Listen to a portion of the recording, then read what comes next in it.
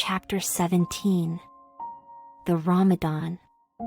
As Queequeg's Ramadan, or fasting in humiliation, was to continue all day, I did not choose to disturb him till towards nightfall, for I cherish the greatest respect towards everybody's religious obligations, never mind how comical, and could not find it in my heart to undervalue even a congregation of ants worshipping a toadstool, or those other creatures in certain parts of our earth, who with a degree of footmanism quite unprecedented in other planets, bow down before the torso of a deceased landed proprietor merely on account of the inordinate possessions yet owned and rented in his name. I say, we good Presbyterian Christians should be charitable in these things, and not fancy ourselves so vastly superior to other mortals, pagans and what not, because of their half-crazy conceits on these subjects. There was Queequeg, now, certainly entertaining the most absurd notions about Yojo and his Ramadan, but what of that? Queequeg thought he knew what he was about, I suppose. He seemed to be content, and there let him rest. All our arguing with him would not avail. Let him be, I say, and heaven have mercy on us all, Presbyterians and pagans alike, for we are all somehow dreadfully cracked about the head, and sadly need mending. Towards evening, when I felt assured that all his performances and rituals must be over, I went up to his room and knocked at the door, but no answer. I tried to open it, but it was fastened inside. Queequeg, said I softly through the keyhole, all silent. I say, Queequeg, why don't you speak? It's I, Ishmael. But all remained still as before. I began to grow alarmed. I had allowed him such abundant time, I thought he might have had an apoplectic fit. I looked through the keyhole, but the door opening into an odd corner of the room, the keyhole prospect was but a crooked and sinister one. I could only see part of the footboard of the bed and a line of the wall, but nothing more. I was surprised to behold resting against the wall the wooden shaft of Queequeg's harpoon, which the landlady the evening previous had taken from him, before our mounting to the chamber. That's strange, thought I, but at any rate, since the harpoon stands yonder, and he seldom or never goes abroad without it, therefore he must be inside here, and no possible mistake. Queequeg! Queequeg! All still. Something must have happened. Apoplexy. I tried to burst open the door, but it stubbornly resisted. Running downstairs, I quickly stated my suspicions to the first person I met, the chambermaid. La! La! She cried. I thought something must be the matter. I went to make the bed after breakfast, and the door was locked, and not a mouse to be heard, and it's been just so silent ever since. But I thought, maybe, you had both gone off and locked your baggage in for safekeeping. La! La, ma'am. Mistress. Murder. Mrs. Hussey. Apoplexy. And with these cries, she ran towards the kitchen, I following. Mrs. Hussey soon appeared, with a mustard pot in one hand and a vinegar cruet in the other, having just broken away from the occupation of attending to the castors, and scolding her little black boy meantime. Woodhouse, cried I, which way to it? Run for God's sake, and fetch something to pry open the door, the axe. The axe. He's had a stroke, depend upon it. And so saying I was unmethodically rushing upstairs again empty-handed, when Mrs. Hussey interposed the mustard pot and vinegar cruet, and the entire castor of her countenance. What's the matter with you, young man? Get the axe. For God's sake, run for the doctor, someone, while I pry it open. Look here, said the landlady, quickly putting down the vinegar cruet, so as to have one hand free. Look here, are you talking about prying open any of my doors? And with that she seized my arm. What's the matter with you? What's the matter with you, shipmate? In as calm, but rapid a manner as possible, I gave her to understand the whole case. Unconsciously clapping the vinegar cruet to one side of her nose, she ruminated for an instant, then exclaimed, "No. I haven't seen it since I put it there." Running to a little closet under the landing of the stairs, she glanced in, and returning, told me that Queequeg's harpoon was missing. "He's killed himself," she cried. "It's unfortunate Stig's done over again, there goes another counterpane, God pity his poor mother. It will be the ruin of my house. Has the poor lad a sister? Where's that girl? There, Betty, go to Snarls the painter, and tell him to paint me a sign, with 'No suicides permitted here,' and 'No smoking in the parlor.' Might as well kill both birds at once." "Kill? The Lord be merciful to his ghost. What's that noise there? You, young man, avast there." And running up after me, she caught me as I was again trying to force open the door. "I don't allow it, I won't have my premises spoiled. Go for the locksmith, there's one about a mile from here." But avast, putting her hand in her side pocket, "Here's a key that'll fit, I guess, let's see." And with that, she turned it in the lock, but, alas, Queequeg's supplemental bolt remained unwithdrawn within.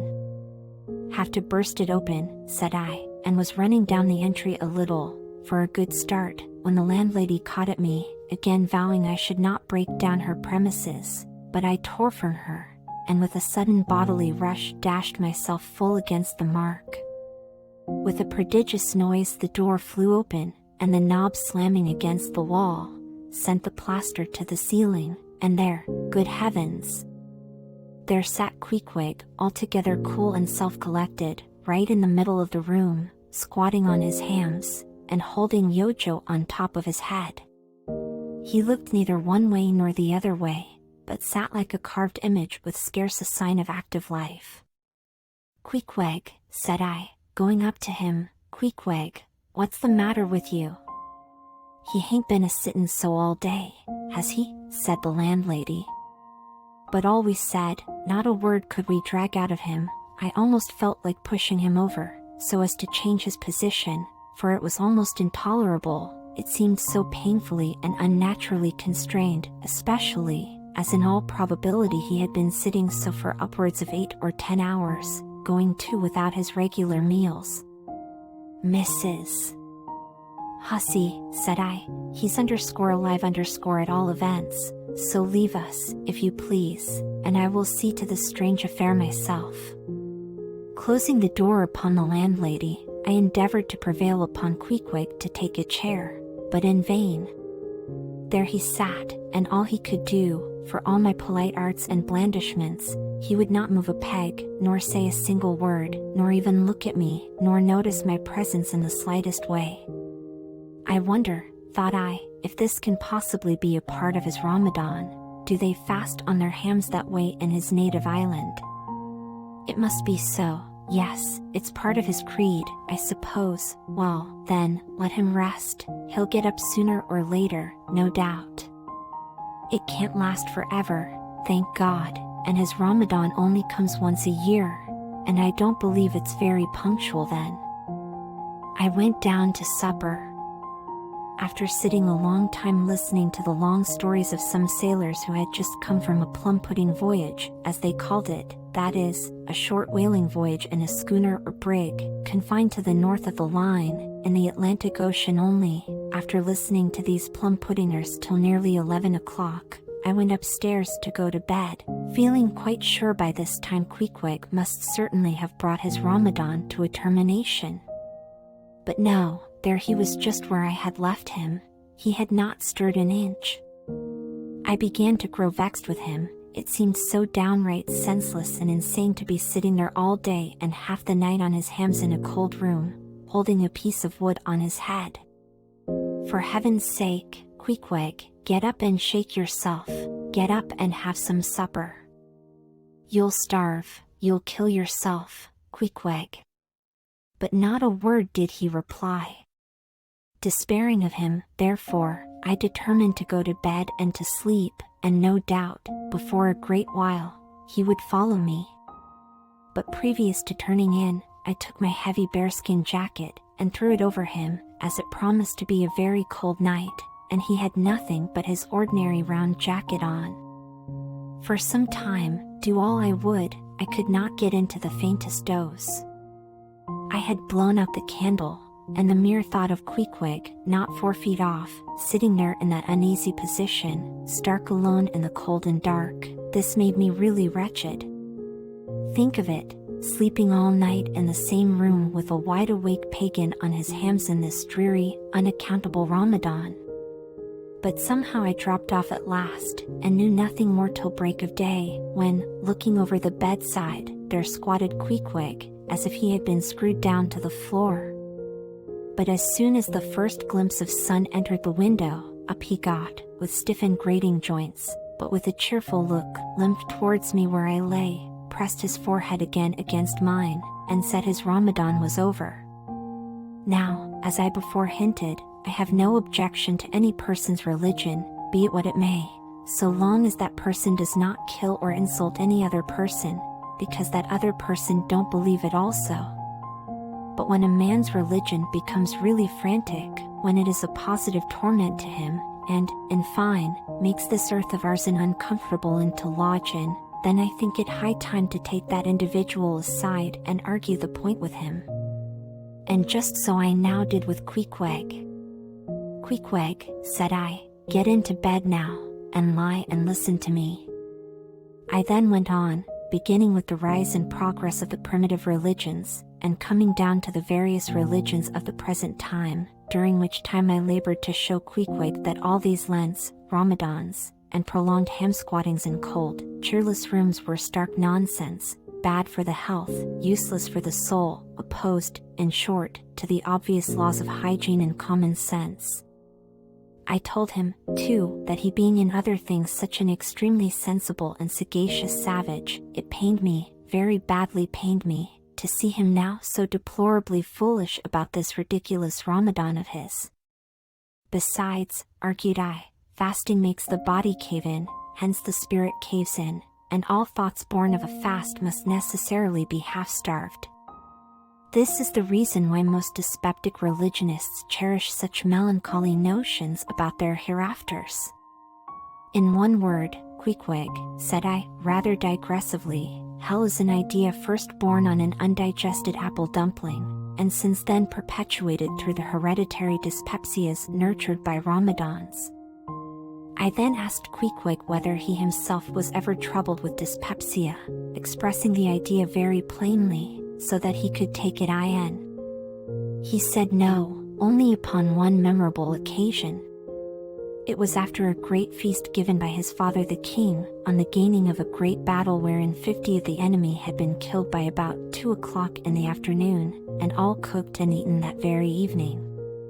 No more, Queequeg, said I, shuddering, that will do, for I knew the inferences without his further hinting them.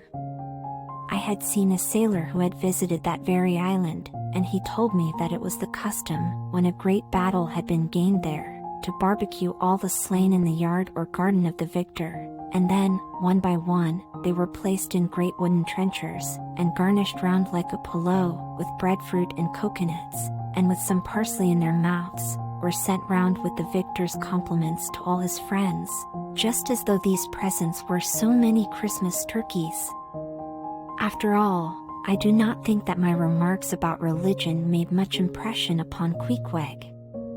Because, in the first place, he somehow seemed dull of hearing on that important subject, unless considered from his own point of view, and, in the second place, he did not more than 1/3 understand me, couch my ideas simply as I would, and, finally, he no doubt thought he knew a good deal more about the true religion than I did. He looked at me with a sort of condescending concern and compassion, as though he thought it a great pity that such a sensible young man should be so hopelessly lost to evangelical pagan piety. At last we rose and dressed, and Queequeg, taking a prodigiously hearty breakfast of chowders of all sorts, so that the landlady should not make much profit by reason of his Ramadan, we sallied out to board the Pequod, sauntering along, and picking our teeth with halibut bones.